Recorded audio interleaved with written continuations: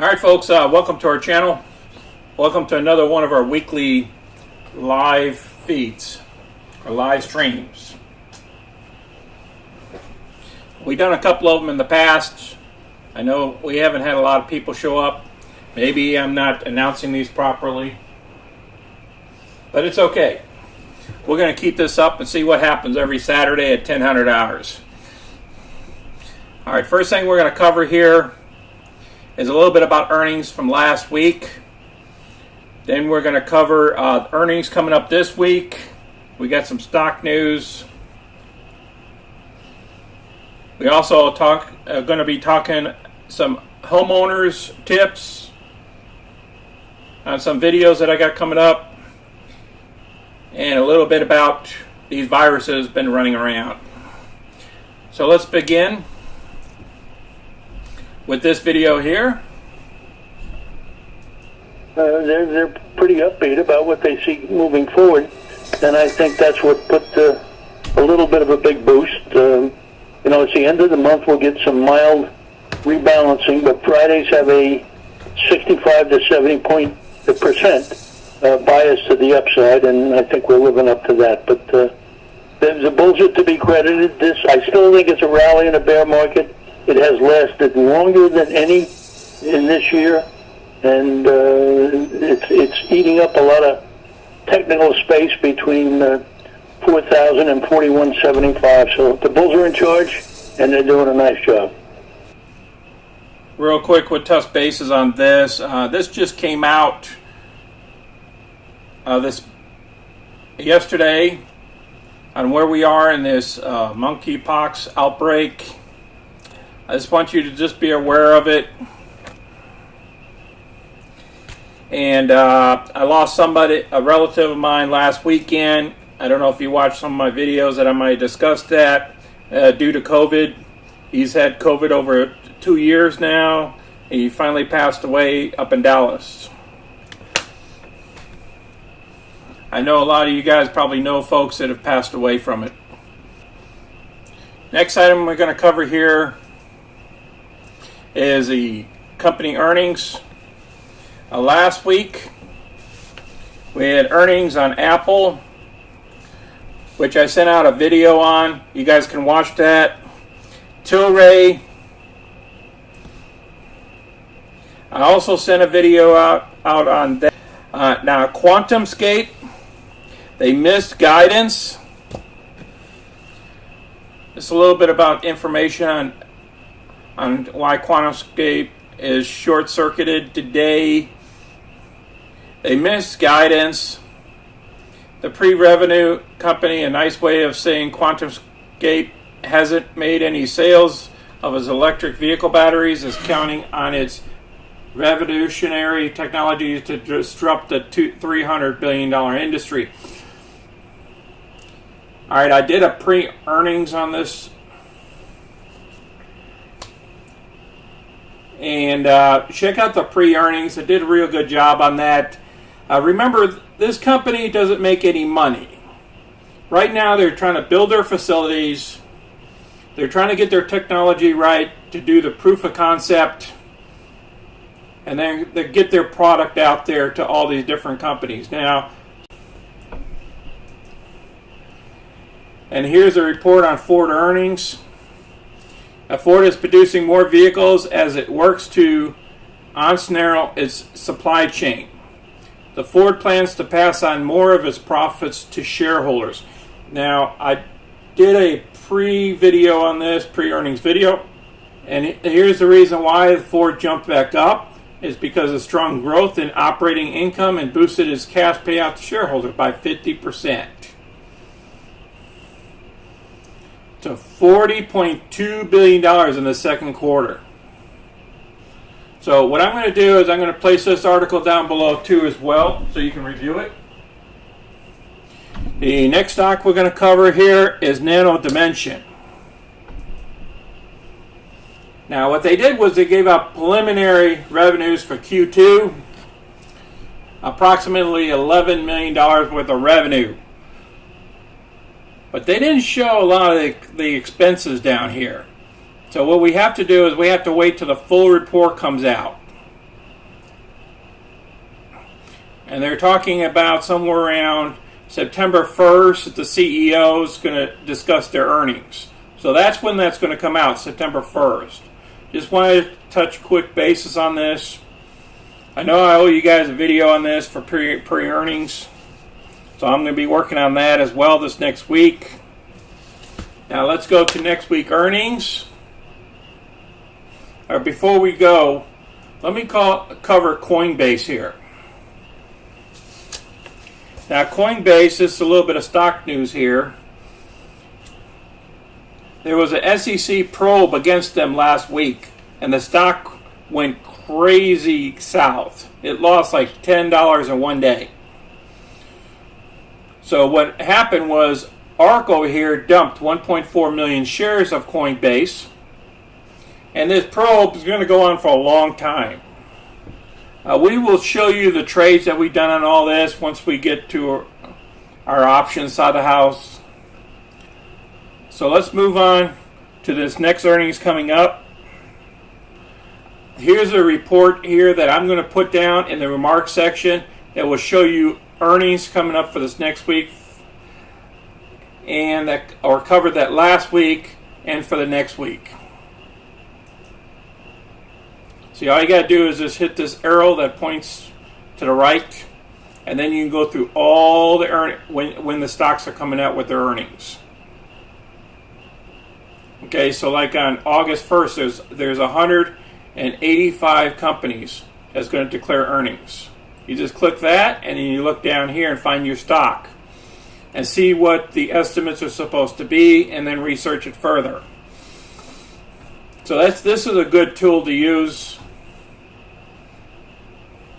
So the first stock I want to cover a little bit of information on is Rocket. They report on August 4th.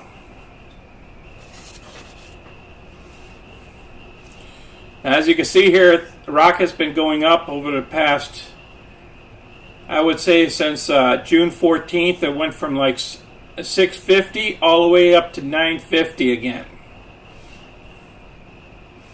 Let's look at what the options are saying on the stock. The only options I see is at the $9 all the way to the 11. So you got 2,000 there and 2,000 options traded there as well. Not much down here on the put side of the house. Okay, PayPal has been having a little bit of a run lately.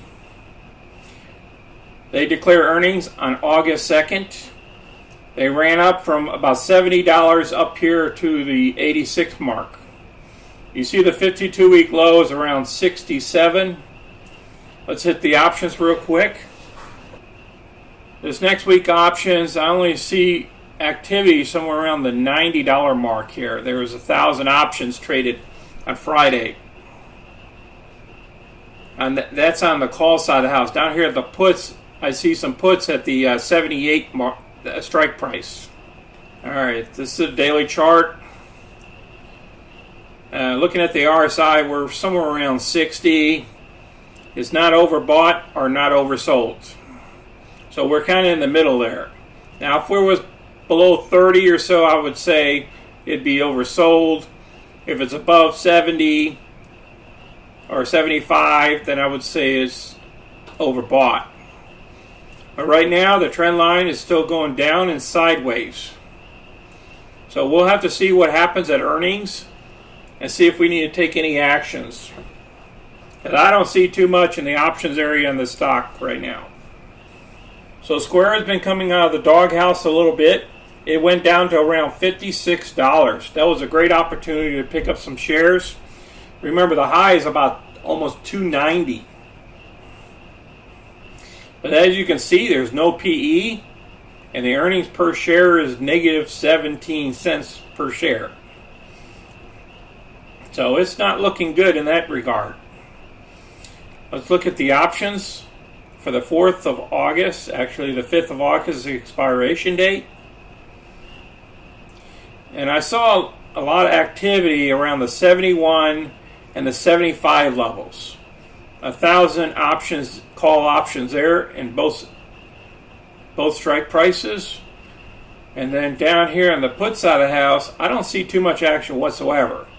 This was pretty normal volume. Nothing out of the ordinary. It looks the same, just like PayPal. Downward motion, sideways. The RSI is at 58. Earnings comes out August 3rd. Look at that. They got a little bit of activity going on between the 9 and the 10s. 9.50s and 10s. So they believe the stock could go over $10 a share coming up here after earnings. That's interesting. I might jump into some options too as well. Down here, there's this kind of shy of 1,000 for protection. Well, it looks like the RSI down here is at 54. So that's basically a sideward. We're just going sideways here in the stock. Nothing's really happening with it. It's kind of like it fell asleep on us. So the next stock we're going to cover is SOFI. It went all the way down to $4.82. It came up from there up to $6.31. We're only at a $5 billion market cap, and earnings is coming up August 2nd. So let's see what the options are trying to tell us here. Wow, they got some activity going on here at the 650 and the 7s. See, 5,000 options there. 4,000 contracts there. 2,000 contracts even at the 750. These folks are thinking that this stock is going to go higher than 750. Remarkable. And down here at 850, they paid 2 pennies for 588 options there. And then we do have the seller side of the house. They're buying these puts, about 7,800 contracts at the $6 strike price. That's even better than the 650s up here positioning. We might have to dig into this a little bit. Let's go ahead and look at the chart and see what the technicals are telling us. We got this downward motion, this deep downward motion. It got us down here in the doghouse, around $5 a share. Now this stock used to trade up here at the 23 level back here in November. Now the RSI down here is at 50 right now. That's actually could be a good buying point if it drops below 50. So you got to check these RSIs out. Sometimes the technicals, that they tell you the right direction of a stock is heading. See, when we jumped up here to $7, the RSI was at about 66. And then it dropped from there. And then when it drops down here to about the 36th level, the stock price was at $5.27. So if you see that and it drops pretty low, like at 35, 36, it's a good time to buy the stock. So you can use the RSI in your favor. But I believe in this company in the future is Virgin Galactic. I know it put a lot of you guys in the doghouse on this because they're still not airborne. And the stock went all the way down to 514. It's come back up to about 744. And their earnings date is coming up here on August 4th. So let's see what's happening in the option side of the house. Well, we got 1,000 contracts were issued between the $7.50 strike price all the way down here to the $9 strike price. And then over here, somebody's been buying puts at the 7 strike price, trying to protect their position a little bit. That might be interesting to get into. It's only 24 cents, which is $24 per option for protection. So if it drops down to like $6 or so, you're protected on the downside if you buy those options. You know, you're only risking $24 per 100 shares. If you got a couple hundred shares, that's $48 or whatever. You know, it's not going to break the bank. Because A lot of people have probably already lost a lot of money. They probably end up buying Virgin Galactic at a lot higher price. Well, we're kind of like in a sideways motion, and the RSI down here is around a 52 or 57. Can't really see that too good. Yeah, 57.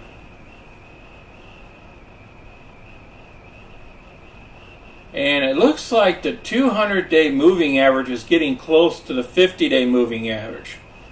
It's a possibility we could get a pop up here. That'd be interesting if we can get up to about $9.88 or so, or get above the 200-day moving average. But the support's at $7.23. If you see up here on Yahoo, they show you where the supports are and the resistance. So at $9, there'll be a resistance level. So we'd have to break that $9 to get above the 200-day moving average.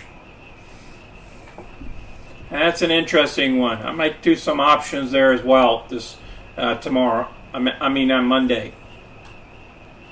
Now, I don't. If you guys watched my other videos, you guys would have saw my trades this past week. Now, MU and coin I use for protections, as well as coin down here for this next week. SOFI, I have a protection trade in there for this next week too for earnings, protect our downside, and as well as the SPY, just in case the market goes south before August 19th. So that's my protection trade here, the SPY, for the overall market. So I don't mind risking $424 to protect my overall position. But this week here, this past week, MU and coin expired. I lost $64, only $64 to protect my MU trade for the week. I lost only $5 to protect my coin. Why? Because when I did the 55-59 puts, I bought the 59s and I sold the 55s. I turned around, and when it started going northbound, I turned around and rolled this 55 over to the 60s. So it was above the 59s because I knew it was going to close somewhere around $62 for the week, and I wanted to get some premium. So I picked up that $169 of premium.